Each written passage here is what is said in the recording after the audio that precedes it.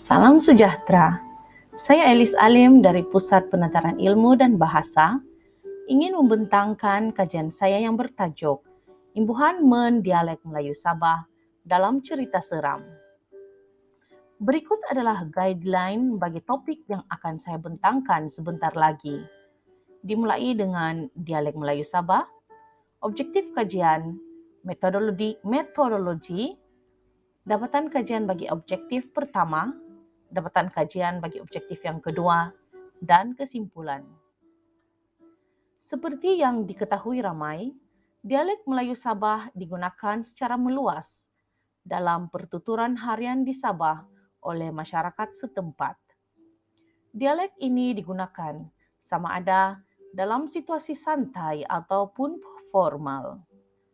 Beberapa kajian lepas menyelongkar bahawa kepelbagaian etnik didapati menjadi antara faktor penting dalam menuntun penggunaan dialek ini sebagai bahasa komunikasi utama antara penduduk di Sabah.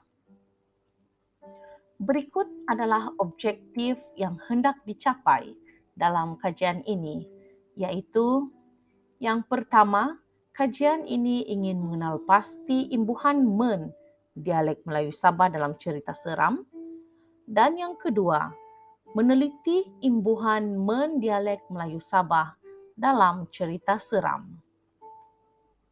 Secara amnya, kajian ini bersifat kajian yang berbentuk kualitatif, yang mana 10 buah cerita seram dalam laman media sosial iaitu Facebook diambil dan dijadikan sebagai data kajian.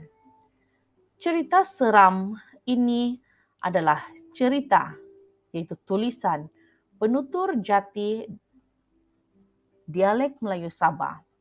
Seterusnya, data dianalisis menggunakan pendekatan analisis kandungan. Berdasarkan pada analisis teks cerita yang telah dijalankan, kajian mendapati bahawa perubahan berlaku terhadap imbuhan men dalam bahasa Melayu standard, iaitu yang pertama, me menjadi ma, yang kedua, mem menjadi mam, yang ketiga, men menjadi man, dan yang keempat, meng menjadi mang. Menjawab objektif yang pertama, berikut adalah contoh perkataan yang mengandungi imbuhan men. Seperti yang tertera pada slide, melekat menjadi malakat, membawa menjadi mambawa, menangis menjadi manangis, mengambil menjadi mengambil. Seterusnya, berikut adalah contoh ayat yang mengandungi perkataan berimbuhan men dalam teks yang dianalisis. Antaranya adalah imbuhan me yang berubah menjadi ma dalam ayat kau tuh cantik bah, tapi malas saja mau bercantik. Itulah nada lelaki melekat sama kau. Terus ketawa-ketawalah si Luna mengejek. Perkataan malakat dalam ayat tersebut adalah melekat yang membawa maksud yang sama, ya.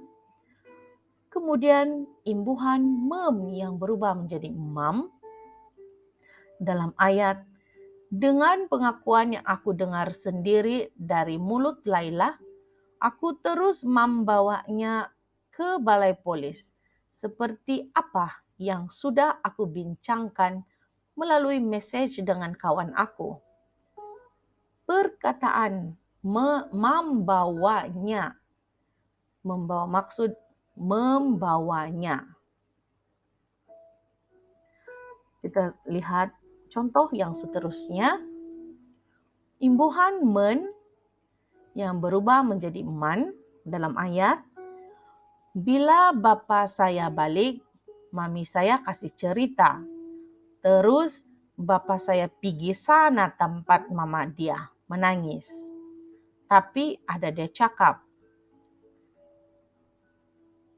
perkataan menangis membawa maksud yang sama dengan perkataan menangis dalam bahasa Melayu standar. Seterusnya imbuhan meng yang berubah menjadi mang. Enwa yoku veg talasu. Ayat tersebut adalah bahasa dusun bagi penduduk yang berbangsa dusun yang bermaksud bagi saya air panas. Cepat-cepat tuh orang yang menengok kami tadi pergi mengambil air. Oke, mengambil dalam ayat ini membawa maksud mengambil dalam bahasa Melayu standar.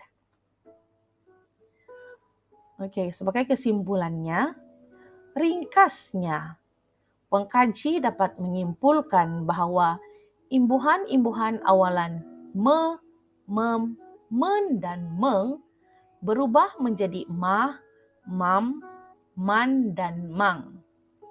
Walaupun begitu, seperti yang telah diterangkan sebentar tadi, perkataan-perkataan ini masih menggendong maksud yang disampaikan. Maksudnya tidak berubah.